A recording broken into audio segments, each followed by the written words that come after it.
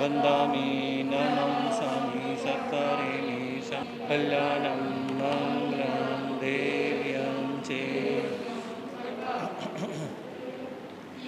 तो आयाहीनां वयाहीनां करिणि वन्दामि नमं सत्करिणि सम्मानिनि कल्याणं देव्यां चेयं भगवन् ॐ नमो अरिहन्ताणं ॐ नमो सिरिसिद्धाणं ॐ नमो आयर्याणं ॐ नमो वैजायाणं नमो लोय सवे साहुनं एषो पञ्च नमोकारो एषो पञ्च नमोकार सवे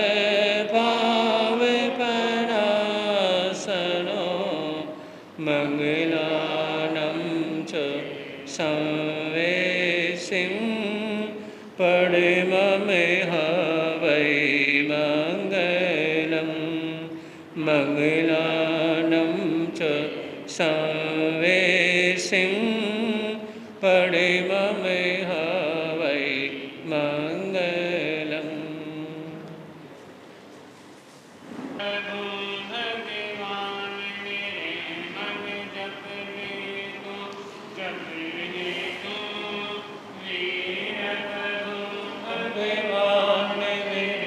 मन जप ले तो वीर प्रभु भगवान मेरे मन जप ले तो प्रभु नाम की महिमा न्यारी प्रभु नाम की महिमा न्यारी नष्ट करे ये दुबता सारी नष्ट करे ये दुबता सारी सुखा तूने निधान मेरे मन जप ले तो सुखा तूने निधान मेरे मन जप ले तो वीर प्रभु भगवान मेरे मन जप ले तो वीर प्रभु भगवान मेरे मन जप ले सच्चे दिल से जो नर जावे सच्चे दिल से जो नर जावे जन्म मरण के दुख मिटावे जन्म के दुख मिटावे हो जावे कल्याण मेरे मन जप हो जावे कल्याण मेरे मन जप ले तो वीर प्रभु भगवान मेरे मन जप ले तो वीर प्रभु भगवान मेरे मन जप ले तो नाम करूं का अमृत गाई नाम प्रभु का मंगलकारी सुख का दाता संकट हारे सुख का दाता संकट हारे मंगलमय वरदान मेरे मन जप ले तो मंगलमय वरदान मेरे मन जप ले तो वीर प्रभु भगवान मेरे मन जप ले तो वीर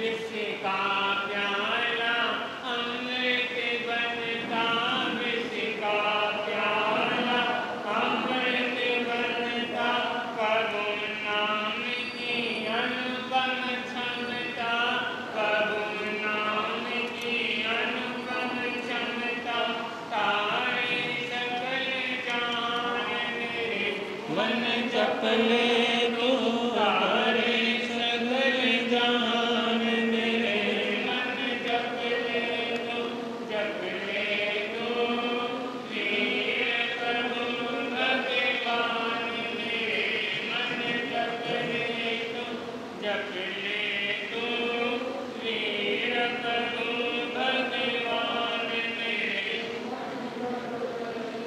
जहाँ प्रभु का सिमरन होवे, जहाँ प्रभु का सिमरन होवे, धरती भी वो पावन होवे, धरती भी वो पावन होवे। कहता है मुनि ज्ञान मेरे मन जप ले तुम, कहता है मुनि ज्ञान मेरे मन जप ले तुम, जप ले तुम वीर प्रभु भगवान मेरे मन जप ले तुम, जप ले तुम वीर प्रभु भगवान मेरे मन जप ले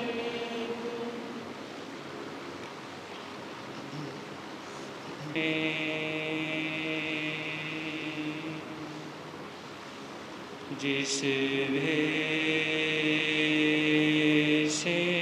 में,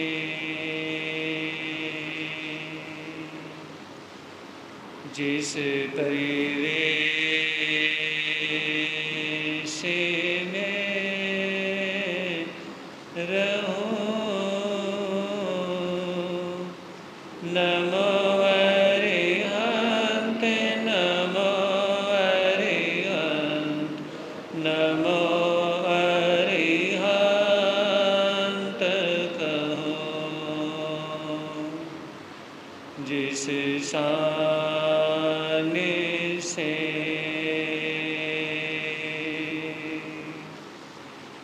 जिस नाम से, जिस जाने में रहूं, नमो अरिहंत, नमो अरिहंत, नमो अरिहंत कहो। जिस प्यारे से, जिस ख्वारे से, जिस संसार में रहूं, नमो अरिहंत, नमो अरिहंत, नमो अरिहंत कहो। जिस ध्यान से, जिस सम्मान से, जिस जाने में रहूं, नमो अरिहंत, नमो अरिहंत, नमो अरिहंत कहो। है समय नदी की धार के जिसमें सब बह जाया करते हैं, समय बड़ा तूफान प्रबल पर्वत झुक जाया करते हैं। अक्सर दुनिया के लोग समय में चक्कर खाया करते हैं, लेकिन कुछ ऐसे होते जो इतिहास बनाया करते हैं, इतिहास बनाया करते हैं।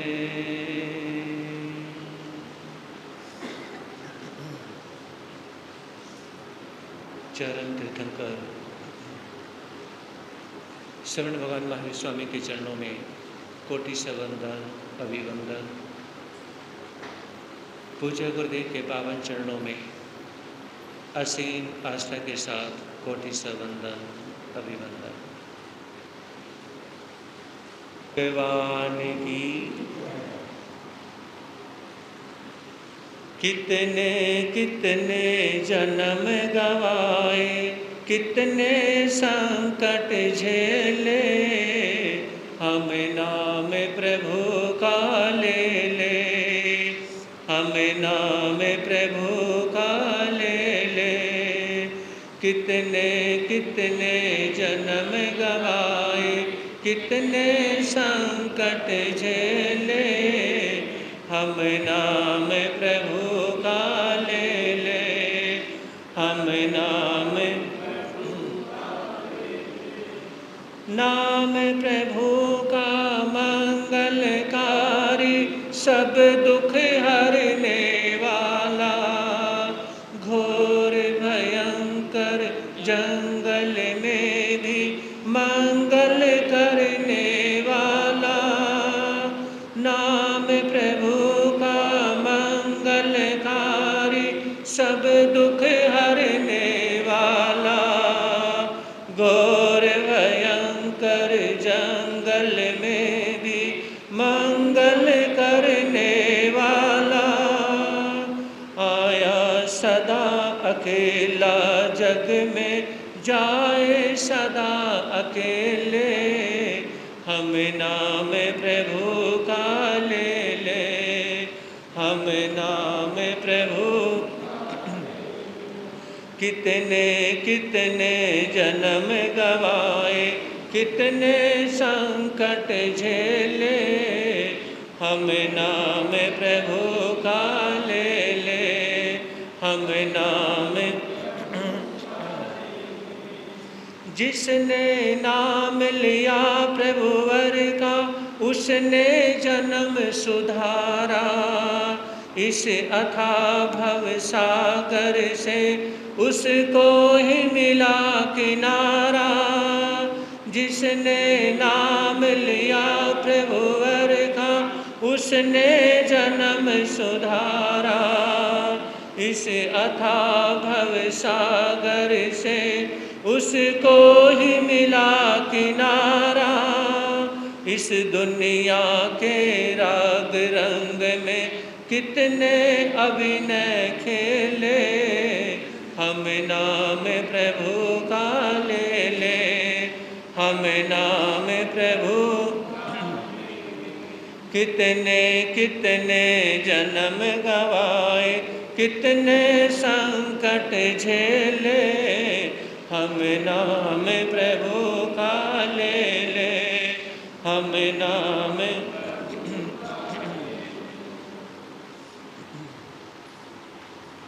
थ्री वर्ड्स, तीन शब्द।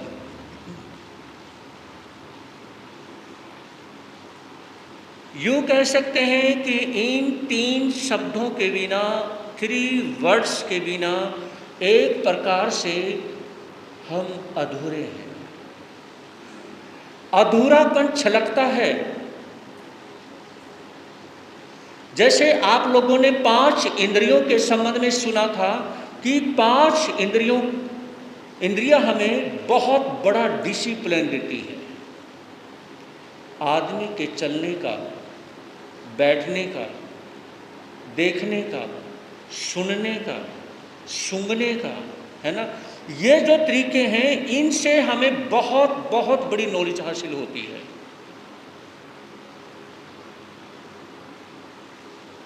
आपके पास में ज्ञान है या नहीं, वो मायने नहीं रखता है।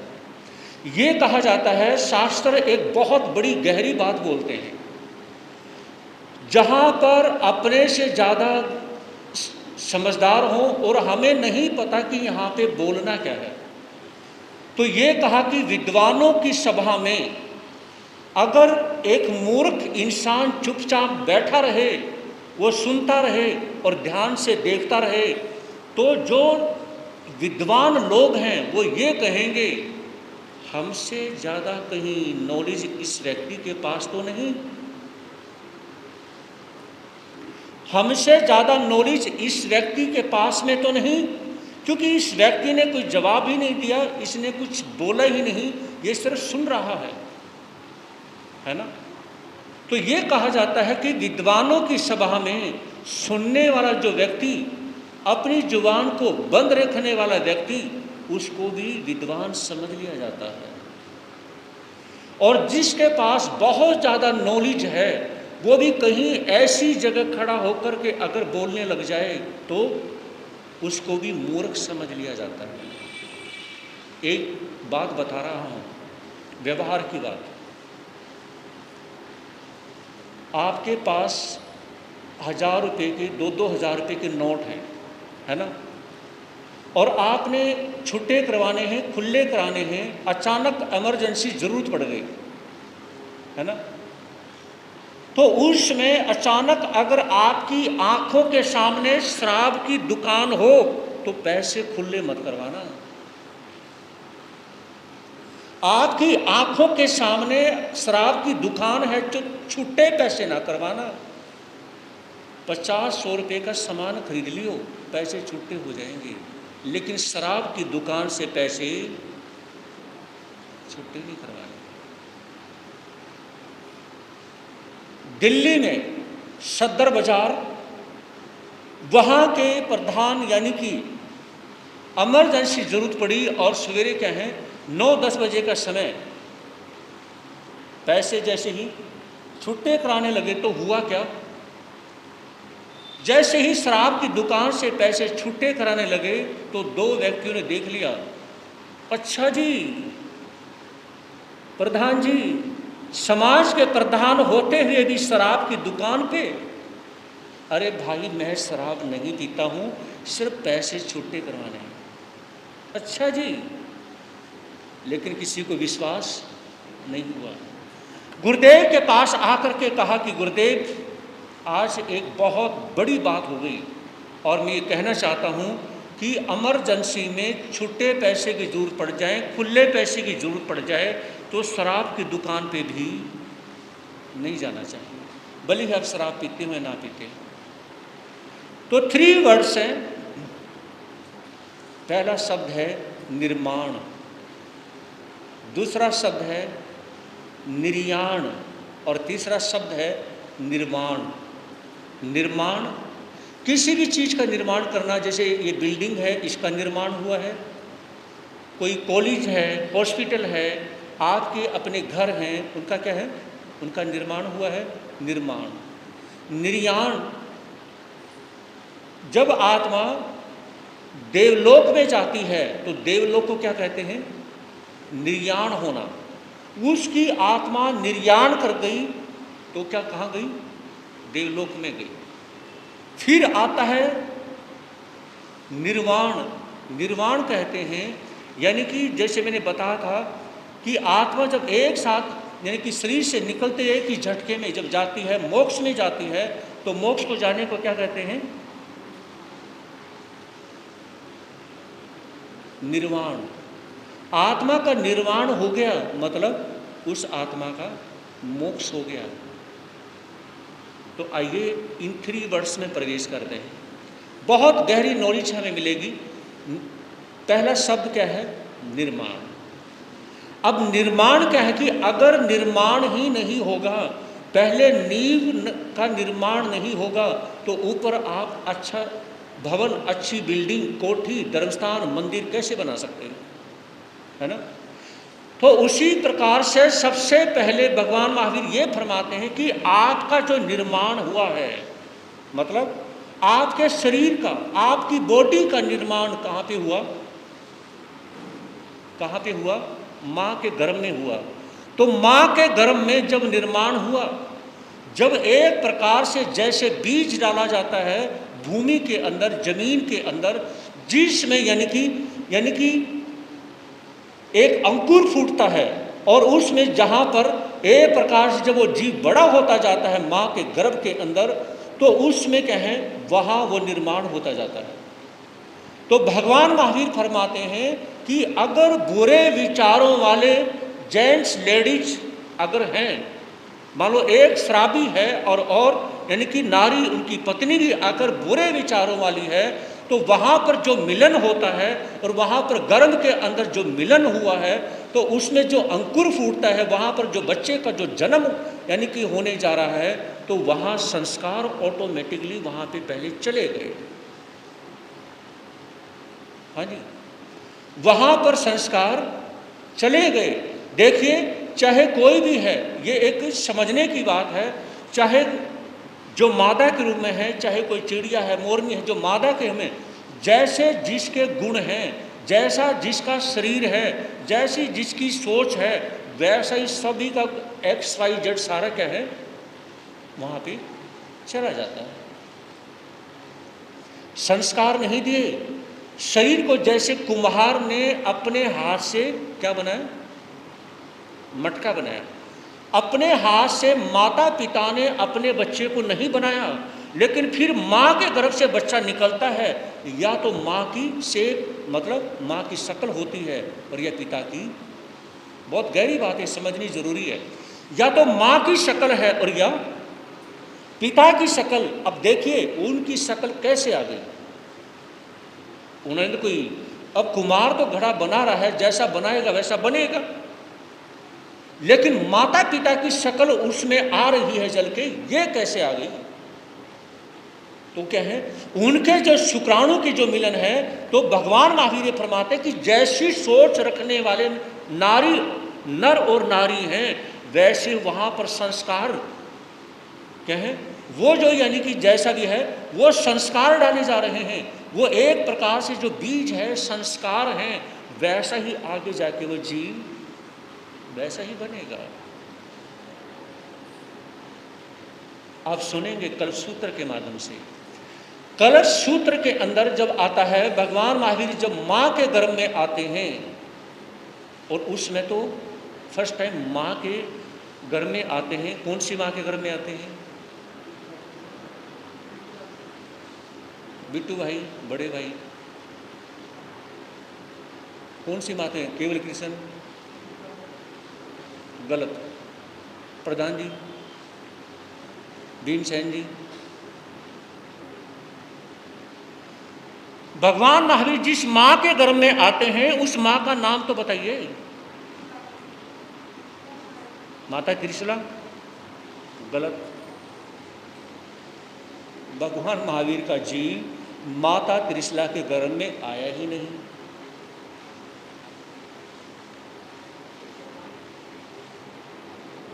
देवानंदा जो ब्राह्मण परिवार से, किसके गर्भ में? 83.5 या 84 डेज कहो या 84 रात्रि कहो, समझे नहीं? 84 यानी कि 83.5 रात, 83.5, 83 और फिर हाफ, इतनी रात्रि वो किसके गर्भ में आई? स्टार्टिंग में किसके गर्भ में आए? माता देवानंदा। सुन के तो बोला करो। माता देवानंदा के गर्भ में आए, माता त्रिशला के गर्भ में नहीं आए। समझ रहे हो? त्रिशला के गर्भ में नहीं, माता देवानंदा के गर्भ में आए, है ना। लेकिन हरिण गमेशी देव के द्वारा ये आप सुनेंगे कल्पसूत्र में। अपने आप को तैयार करें थोड़ा। मैं जो छोटे छोटे प्रसंग जो कल्पसूत्र के वो सुना रहा हूँ ना, इसलिए ताकि प्रवचन जब आगे 2 बार हो तो आप उसके लिए तैयार हो जाओ, है ना। तो देखिए, निर्माण जो है, जो जैसा जीव आता है वो जीव भी वैसा ही क्या है, अपने संस्कार पाप पुण्य अपना लेके आता है। फिर वो माता पिता का भी हासिल करता है, माता पिता का भी, उनका भी हासिल करता है। तो निर्माण क्या है? सबसे पहला निर्माण जब भगवान महावीर से पूछा जाता है कि प्रभु, एक माँ अपने बच्चे को संस्कार दे, वो समय कौन सा सही है, वो उचित समय बताएं। तो भगवान महावीर ने कहा, जिस माँ ने अपने बच्चे को अपने ही गर्भ में संस्कार नहीं दिए, वो फिर जिंदगी भर संस्कार दे ही नहीं सकती। बोलो, अगर माँ ने अपने गर्भ में बच्चे को संस्कार नहीं दिए तो फिर उसके बाद माँ संस्कार कैसे दे सकती है? सबसे अच्छा समय गर्भ का होता है। अर्जुन सुना रहे हैं और उत्तरा सुन रही हैं, और पेट के अंदर जो गर्भ में जो जीव है अभिमन्यु का, उसको संस्कार मिल गए। जबकि जन्म होने के बाद में जो शिक्षा, जब वो गर्भ में थे तब वो जो शिक्षा दी थी, वो शिक्षा जन्म होने के बाद में दी नहीं। हाँ जी, गलत तो नहीं कहा?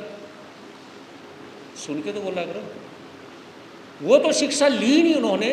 तो भगवान महावीर क्योंकि जो केवल ज्ञानी होते हैं, उन्होंने कहा कि असली शिक्षा तो माँ के गर्भ में मिलती है, और माँ के गर्भ में उन्हें शिक्षा देनी नहीं। माँ अगर, यानी कि देखिए, अगर सारा समय चिड़चिड़ करने में, लड़ाई में, झगड़े में, बाहर घूमने में, बाहर का खाना खाने पीने में, या अपने शान शौकत में, या और बहुत सारी चीज़ों में अगर माँ लगी रहती है, या और यानी कि कहा कि श्रृंगार में और चीज़ों में लगी रहती है, तो बच्चे को संस्कार देने का समय निकल जाता है। तो सबसे अच्छा समय कहा कि माँ अपने बच्चे को, जब बच्चा घर में होता है तो संस्कार दे। मतलब कैसे संस्कार दे? वो धर्म स्थान में जाए, वो संतों के दर्शन करने के लिए जाए, वो गीता या जो पुराण या जो जैन शास्त्र हैं उनका स्वाध्याय करे। हाँ जी, संतों के पास में मंगल पाठ सुनने के लिए जाए, कुछ सीखे, या मंत्र का जाप करे, नौकार मंत्र का जाप करे। ये जो धार्मिक क्रियाएं हैं, जब माँ इन क्रियाओं को करेगी तो उसका बच्चा क्या है? उसका बच्चा धार्मिक होगा, उसको धार्मिक बनाने की जरूरत नहीं है। लेकिन आज की माँ क्या करती है कि जब पहले संस्कार देने नहीं, और बच्चा जब बड़ा हो जाता है तो उसको संस्कार देने की कोशिश करती हैं, जो कि कभी भी नहीं दिए जा सकते। अब चलिए, अन्य महापुरुष क्या कहते हैं? अन्य का महापुरुष हमें क्या शिक्षा देते हैं, क्या ज्ञान देते हैं? तो उन्होंने कहा कि जन्म लेने से लेकर 15 साल तक जब का बच्चा नहीं हो जाता है, 15 साल तक, तब तक उसको डांटना भी, धमकाना भी, गुस्सा करना भी, सारे काम करने बहुत ज़रूरी है। उसे डांटिए, धमकाइए। अभी 2-4 साल का है, 5 साल का है, उसे डांटिए भी, कभी मारना पड़ेगा, कोई थप्पड़ चट्टू मारिए भी। मतलब क्या है? अपने बच्चे को लाइन लगाने के लिए, उसे शिक्षित करने के लिए, दीक्षित करने के लिए, संस्कारित करने के लिए, या उसे पढ़ाने लिखाने के लिए उसके साथ क्या है, ये करिए। मतलब उसका निर्माण करिए, उसके संस्कारों का निर्माण करिए। अगर उसमें माँ ये नहीं कर सकती है या पिता नहीं कर सकते हैं, तो फिर 15 साल तक आपने अपने बच्चे को संभालना नहीं आया, उसको गाइडलाइन करना नहीं आया, अगर उसमें बच्चे को सिखाना नहीं आया, तो बताइए उसके बाद फिर वो सीख सकता है? हरियाणा में कहावत आती है कि जब बेटा या बेटी माता पिता के कंधे पर से देखना शुरू कर दें, तो समझ जाना कि अब समय, हवा, टाइम सब बदल चुका है। क्या कहा? अगर बेटा बेटी माता पिता के कंधे पर से देखना शुरू कर दें, तो समझ जाना कि अब वो आपकी बातों को एक्सेप्ट नहीं कर पाएंगे। अब वो टिट फॉर टैट कर सकते हैं, वो जैसे को तैसा कर देंगे, या वो यानी कि झगड़ने के लिए, लड़ने के लिए तैयार हो जाएंगे। ये विचार करने की जरूरत है कि उसमें सोचना बहुत ज़रूरी है, क्योंकि अब आपके कंधे पर से बेटा बेटी ने देखना शुरू कर दिया। लेकिन अगर बेटे की और बेटी की नज़र नहीं उठती, अभी मैं पीछे सितंबर के महीने की आपको बात बता रहा हूँ, जहाँ पर हमारा दिल्ली चातुर्मास था। घर में सिर्फ 3 सदस्य है, पति पत्नी और एक उनका बेटा। बेटा पढ़ता है 12th क्लास में, है ना। तो यानी कि वो आते हैं दर्शन करने के लिए चातुर्मास में। मम्मी ने कहा कि महाराज जी, जो मेरा बेटा है ना, ये थोड़ा सा फ़ोन ज़्यादा चलाता है, ये पढ़ता कम है, ये फ़ोन ज़्यादा चलाता है, पढ़ता कम है, मुझे बहुत बुरा लगता है। तो जैसे ही माँ ने ये कहा तो बेटा कहने लगा, मम्मी अब मुझसे नाराज़ मत हो, मैं दुनिया की हर चीज़ को छोड़ सकता हूँ, लेकिन मैं अपने मम्मी पापा को नहीं छोड़ सकता।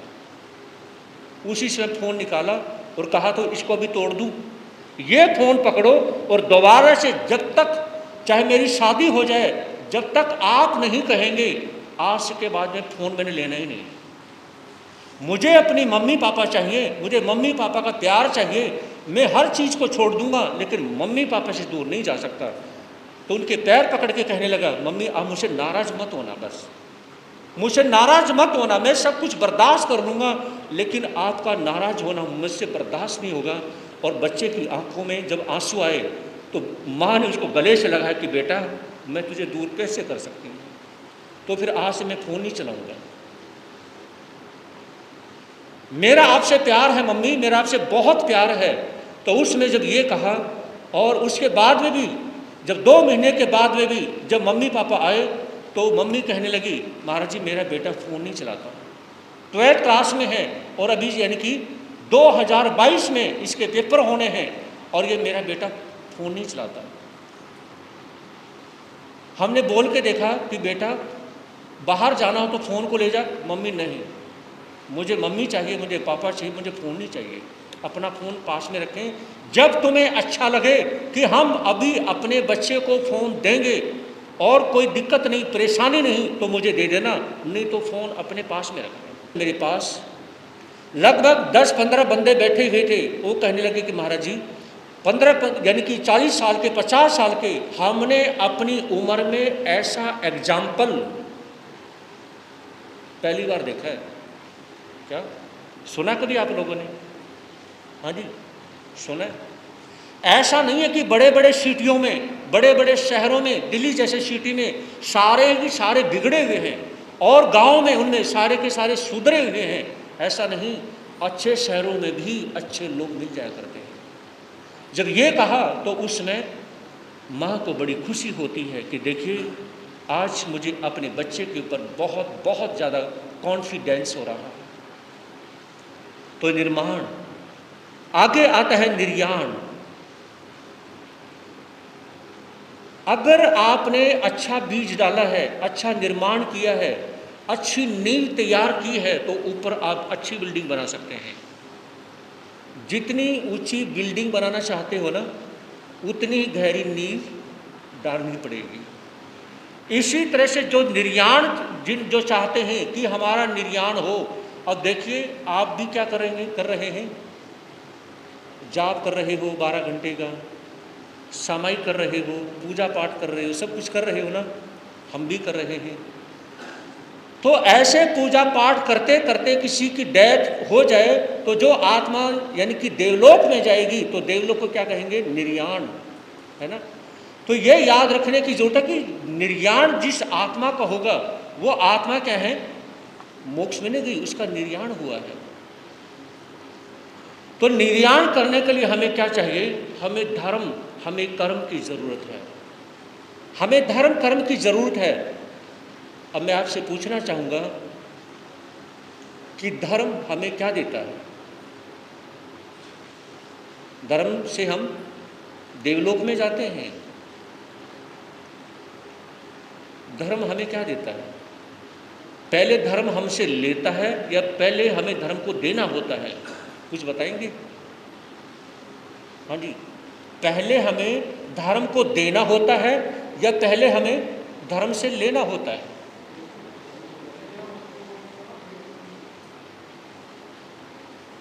एक बात कहूँ, इस संसार के अंदर सबसे स्वार्थी अगर कोई चीज़ है तो वो क्या है?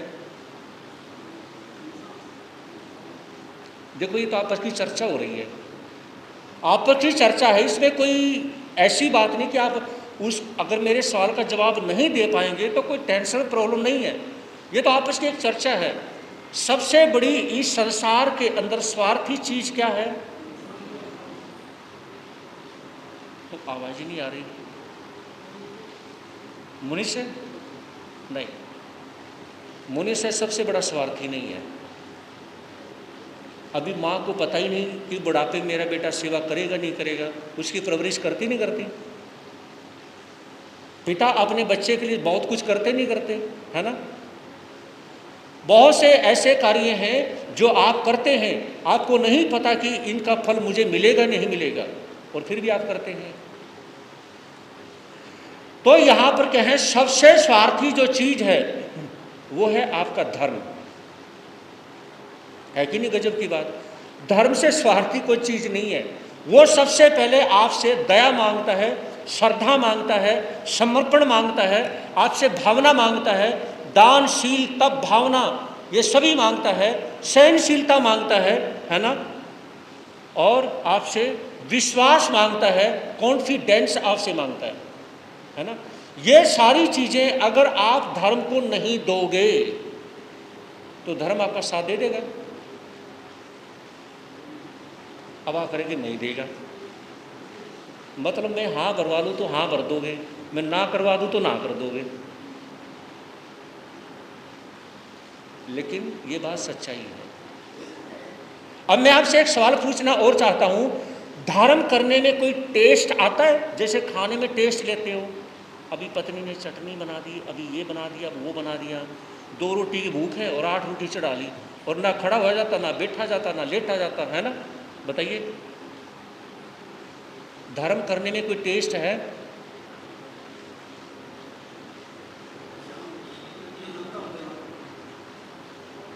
धर्म करने में कोई टेस्ट नहीं आता।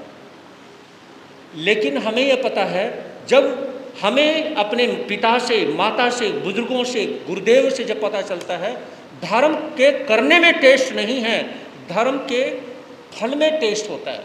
किसमें? धर्म के करने में। अब बताइए, आप गौरव सामायिक में बैठे हो, ये आपकी श्रद्धा है संतों के प्रति, आपकी श्रद्धा है अपने मंदिर के प्रति, आपकी श्रद्धा है अपने धर्म के प्रति, आप सामायिक कर रहे हैं, आपको कौन सा टेस्ट मिल रहा है?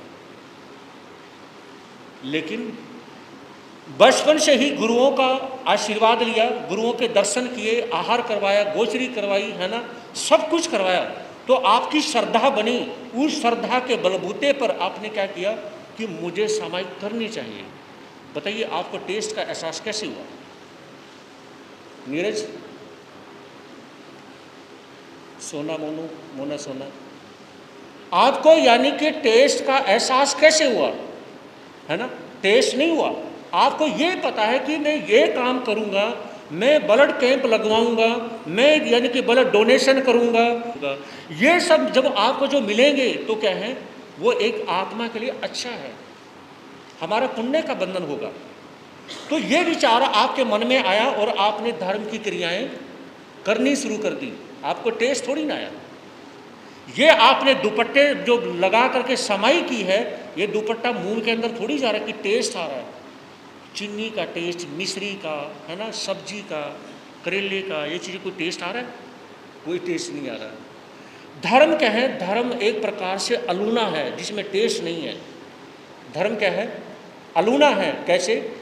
जैसे एकासने की, आइनबिल की, व्रतों की जो हटाई होती है, उसमें जब हम आइनबिल की हटाई करते हैं ना, तो आइनबिल की हटाई में क्या होता है? आइनबिल का मतलब होता है कि एक टाइम रूखा अलूना अन्न खाना। उसमें कोई टेस्ट होता है? हाँ जी माता जी, कोई टेस्ट होता है? कोई टेस्ट नहीं होता। आइनबिल की तपस्या में कोई टेस्ट ही नहीं होता, है ना। लेकिन ये कहा जाता है कि अगर आइनबिल की तपस्या की जाए तो वो हमारी आत्मा का टेस्ट बना देती है, वो हमारी आत्मा का टेस्ट बना देती है, वो हमारे भाव का टेस्ट बढ़ा देती है। मतलब यानी कि हमें फिर क्या है, एक प्रकार से हमें ये अच्छा लगता है कि हमारा जन्म लेना अच्छा है, हमने धर्म ध्यान किया। हमारा धर्म स्थान पे आना बहुत अच्छा है, हमें गुरुओं के दर्शन करने का मौका मिला, है ना।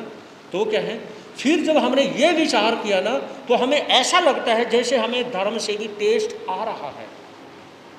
गलत तो नहीं कहा? हमें धर्म से टेस्ट आ रहा है। नहीं तो धर्म के करने में टेस्ट नहीं, हाँ धर्म के फल में जरूर टेस्ट होता है। धर्म के फल में जरूर टेस्ट होता है। जिन्होंने यहाँ पे ये जो धर्म स्थान है, जो इतना बड़ा जो ये मंदिर बना रखा है, इस मंदिर के बनाने में जो आप लोगों ने जो मेहनत करी है ना,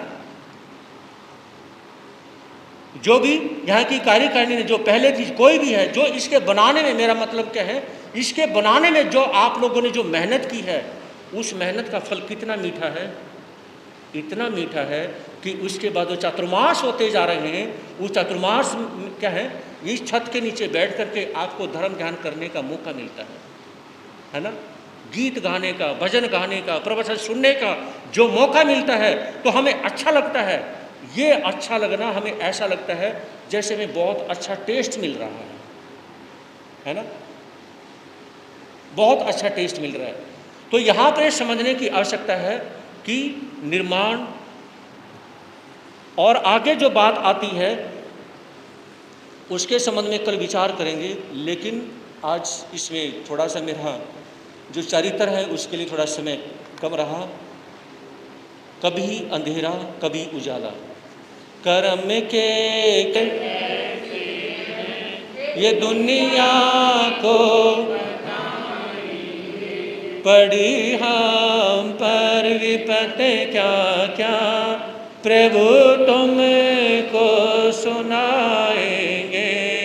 पड़ी हम पर विपत्ति क्या क्या, प्रभु तुम्हें सुनाएंगे। आप लोगों ने सुना था कि शायर और नीर राजा चंदन जो चंपापुर के नगरी के राजा बन चुके हैं, तो उस नगरी के जो राजा चंदन हैं, उनकी सेना में भर्ती हो जाते हैं कौन? शायर और नीर।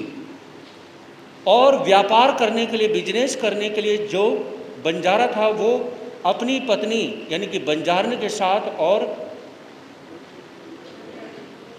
मलियागिरी के साथ वहाँ पे पहुँचते हैं, और नगरी से बाहर जो डेरा डालते हैं उसमें क्या है, डेरे में झोपड़ी में मलियागिरी भी बैठी हुई है।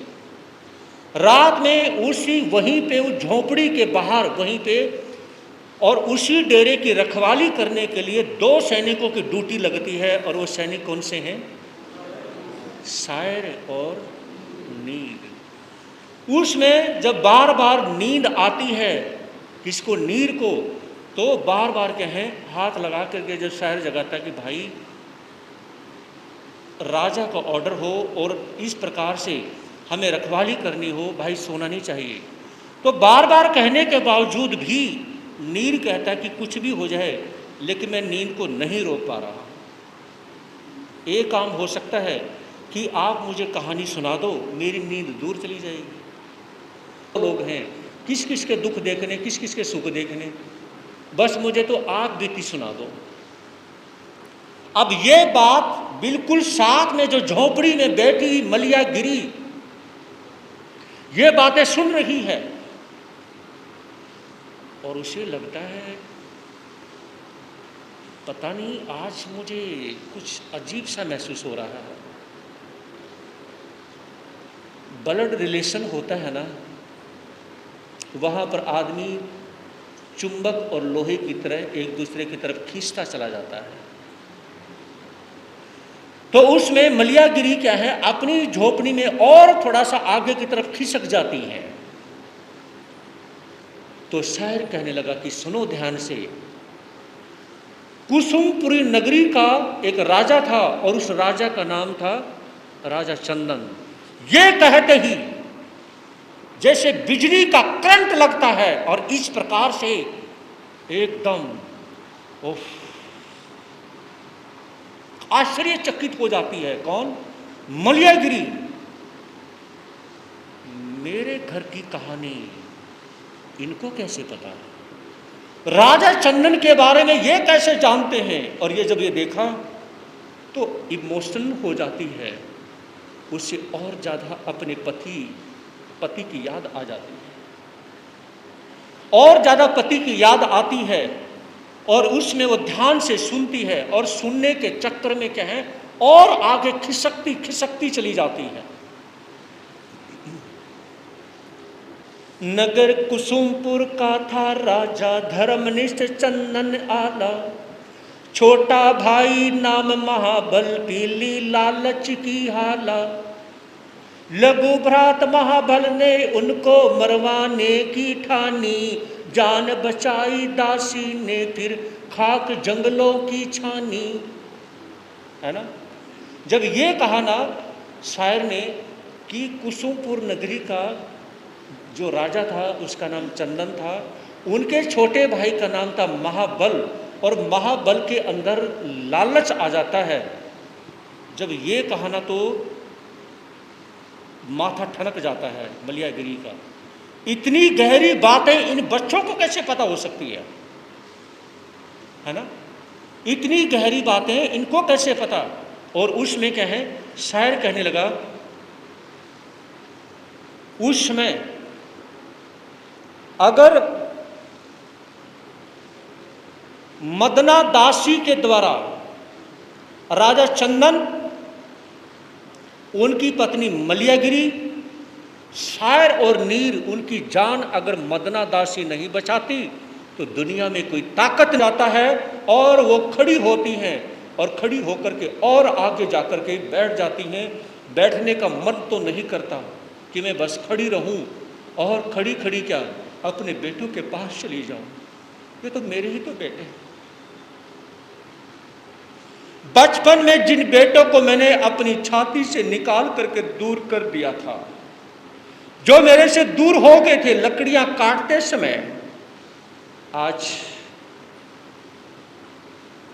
ये कहीं मेरे ही बेटे शायर और नीर तो नहीं। डाउट होने लग जाता है।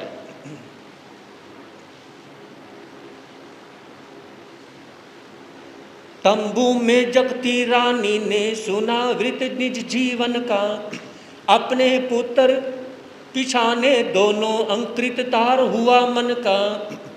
पुत्र प्रेम से बनी विडम्बना निकली तंबू से बाहर, शायर ने जब देखा उसको ललकारा है वह आकर। कौन निकलता अर्धरात्रि में बोलो अपने डेरे से, जिसने मिलने जाती हो पहले मिल लो मेरे से। तो उसमें जैसे ही वो अपने डेरे से झोंपड़ी से बाहर निकलती है, और शायर की नीर, शायर की उसमें कहता है कौन है ये नारी जो किसी प्रेमी से किसी से मिलने जा रही है। अगर कहीं मिलने जाना है, खबरदार कहीं जाना है तो पहले मेरे से आकर के मिलो, मुझे बताओ तुम्हें कहाँ जाना है। और अगर किसी प्रकार की हरकत करने की कोशिश की तो उसको सबक सिखा दिया जाएगा।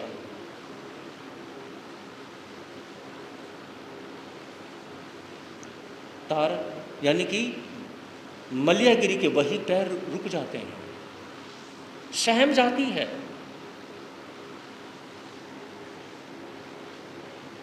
हम वो योद्धा हैं जिनकी थी सच्ची शीलवती माता, पर स्त्री पर धन नहीं छोटे हम हैं दोनों ही भ्राता। आगे कदम उठाना मानो खतरा बड़ा उठाना है, तुम्हें अभी अपने तंबू में अच्छा वापस जाना है ना। तो उसमें शायर कहने लगा कि सुनो, हम सिर्फ एक जवान लड़के नहीं, हम बहुत बड़े योद्धा भी हैं, और हम ये आपको कहना चाहते हैं, नहीं तो हम एक्शन ले सकते हैं।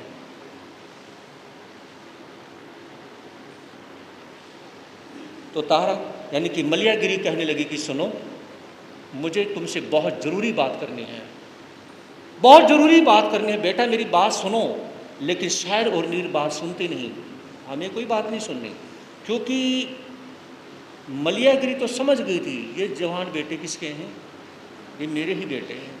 लेकिन वो बताने की कोशिश करती है तो उस समय शायर और मीर कहते हैं कि हम रात में, अंधेरी रात में और इस तरह से हम अकेली नारी से बात नहीं करेंगे, क्या पता क्या परेशानी खड़ी हो जाए, तुम वापस तंबू में ही चली जाओ। रानी बोली मेरे प्यारे पुत्रों मैं हूं महारानी, मुझे यहां पर ले आया है बंजारा है अज्ञानी। जब मलयागिरी ने देखा ना, तेरे हाथ से आज से 15-16 साल पहले तेरे दोनों बेटे निकल गए थे और अब जवानी की उम्र में मैं नहीं चाहती कि मेरे बिल्कुल पास में, मेरे आंचल में आए हुए मैं दोनों बेटों को फिर से दोबारा से गंवा दूं, दोबारा से फिर अपने बच्चों को अपने से जुदा कर दूं। वो कहने लगी तुम्हें मेरे साथ जो करना है कर दो, मारना मार दीजिए, लेकिन एक बात मेरी सुन लीजिए, तुम मेरे ही बेटे हो, तुम मेरे ही बेटे हो और मैं तुम्हारी मां हूं। और सुनो ध्यान से, अगर तुम सुनना चाहते हो तो सुनो, कुसुमपुर की जो महारानी मलयागिरी वो मैं ही हूं। क्या क्या? वो कुसुमपुर की महारानी जो है वो मैं ही हूं मलयागिरी। ये जो बंजारा है ना, जो व्यापार करने के लिए आया है, ये बंजारा मुझे किडनैप करता है और मुझे अपने साथ में ले जाता है। हाँ, इनकी पत्नी बंजारन की वजह से आज मैं महफूज हूं, आज किसी प्रकार से आज तक कोई टचिंग कुछ नहीं हुई। लेकिन मैं कहना चाहती हूँ मेरे बेटों, अगर इसमें मेरे दो जवान बेटे मेरे पास में हैं, अगर तुम्हारा साथ नहीं मिला तो तुम्हारी माँ कभी भी अपने बेटों से और अपने पति से मिल नहीं पाएगी। जब ये कहा ना, तो उसमें मां की बोली पहचानी, पुत्रों ने शीश झुकाया है। अपनी वो मां की बोली दोनों बेटे पहचान गए, ये तो हमारी मां है। जैसे सुना और अच्छा लगता है, नीर को भी बहुत अच्छा लगता है। वह जैसे अपनी मां को याद करता था ना, मन में विचार करता है आज मुझे दोबारा से फिर मां मिल गई। दोनों बच्चों के अंदर प्रेम जागृत होता है मां के प्रति। दोनों को ले गले लगाया, अश्रु हर्ष बन आया है। दोनों ही बेटे अपनी मां के चरण छूते हैं, नमस्कार करते हैं और मां अपने दोनों बेटों को गले लगा लेती है। बेटा, तुम इतने बड़े हो गए हो, आज मेरा सीना चौड़ा होता है कि मेरे जो जवान बेटे हैं बिल्कुल अपने माता पे, अपने पिता पे गए हैं, बिल्कुल अपने माता पिता पे गए हैं। और मुझे आज मेरा सीना गर्व से चौड़ा हो गया। मैंने जिन बच्चों को अपनी छाती का दूध पिलाया है ना, वो आज वो जवान बेटे अपने माता पिता को लजा नहीं सकते। अपने माता पिता के संस्कारों को आज तक तुमने मुझसे दूर नहीं किया है बेटा। तुम 15 साल से तुम मेरे से दूर हो गए, लेकिन तुमने अपने माता पिता के संस्कारों को कभी दूर नहीं किया। मैं सोचा करती थी, मैं विचार किया करती थी, अगर मेरे बेटे मुझसे मिलेंगे वो कहीं बदल तो नहीं जाएंगे, कहीं मुझे भूल तो नहीं जाएंगे, कहीं मेरे दिए गए संस्कारों को, मेरे बेटे जब जवान होंगे मेरे दिए संस्कारों को, अपने पिता के दिए गए संस्कारों को मिट्टी में तो नहीं मिला देंगे, लेकिन तुमने तो उन संस्कारों को सूर्य चांद सितारों में बदल दिया रे। दोनों के सिर पे मां हाथ रखती है, बेटा युग युग जियो, बेटा बस किसी तरह से अपनी मां को यहां से निकाल लो बेटा, अपनी मां को निकाल लो यहां से। तो इस तरह से जब मलयागिरी रोने लग जाती है तो उस समय शायर और मीर कहते हैं, जब तक तुम्हारे जवान बेटे जिंदा हैं किसी की हिम्मत नहीं, जो यहाँ से इस डेरे में से अब बंजारा हमारी माँ को ले जा नहीं सकता है। 9:30 हो गए।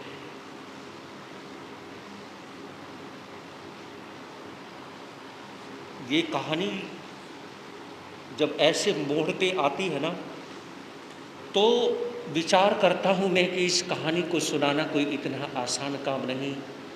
और जिसके दिल में रहम है और जिसके दिल में यानी कि माता पिता के प्रति प्यार रहा है, संतान के प्रति प्यार रहा है, तो वो भी जल्दी से इस कहानी को सुन नहीं सकते हैं,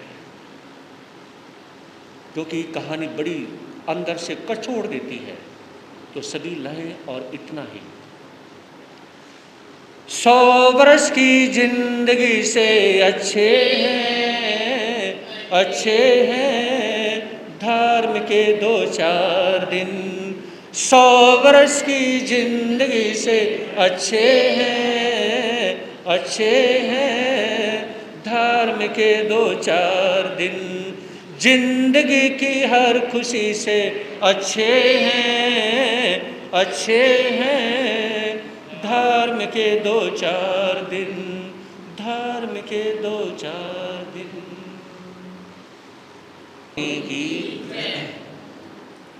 आचार्य भगवान श्री शिव मुनि जी महाराज की,